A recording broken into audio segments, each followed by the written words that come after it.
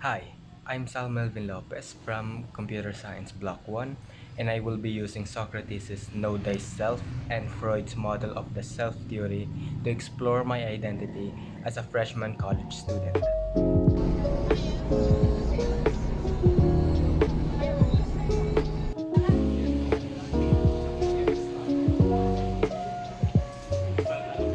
So, Socrates, the famous Greek philosopher, he believed that self knowledge is the highest form of wisdom.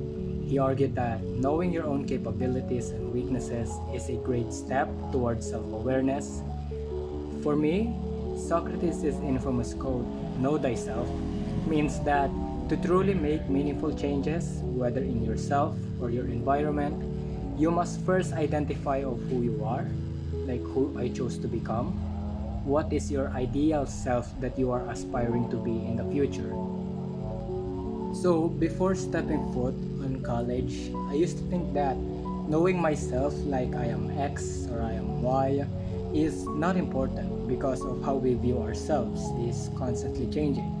So many factors can lead you to see yourself as just a teacher or a student.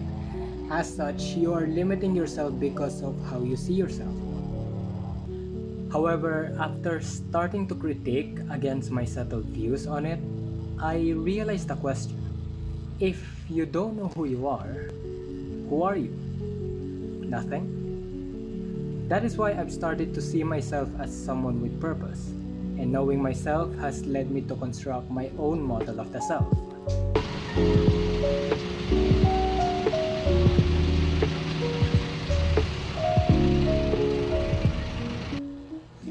So, Sigmund Freud, he proposed a model of the self which consists of three parts: the ID, which is called the desire, the ego, and the superego. Desire is our impulsive behavior, ego is our rational view, and superego is our sets of moral standards. So, think of it like this: the ID is like a little child in our mind, a mischievous and spoiled kid who only seeks fun and pleasure on things. For me, it was binge watching anime all night. Ego is the opposite of desire. It is rigid, rational, or even productive. Then there is superego, which acts like a guard. It protects and defends your very own beliefs.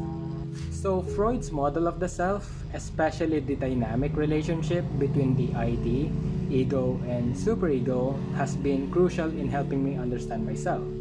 We all have the ID, ego, and superego. And for me, trying to suppress one while boosting the other never works. I've tried so many times to be rigid and to follow my own planned schedule every day, but I failed every time because I didn't allow myself to have fun, which was my desire. In the opposite of this, if I have some days where there is no schedule, like there is no task to do, I often end up lazy and unproductive during those days.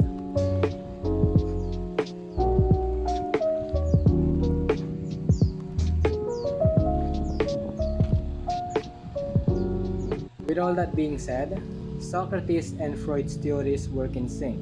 I see Socrates' know thyself as my personal definition of identity, and Freud's model as the inner structure that supports my very definition of myself. As a computer science student, I want to make sure that I get to check these three boxes all the time. I fail, but fail forward. I take risk, and most importantly, I enjoy the process.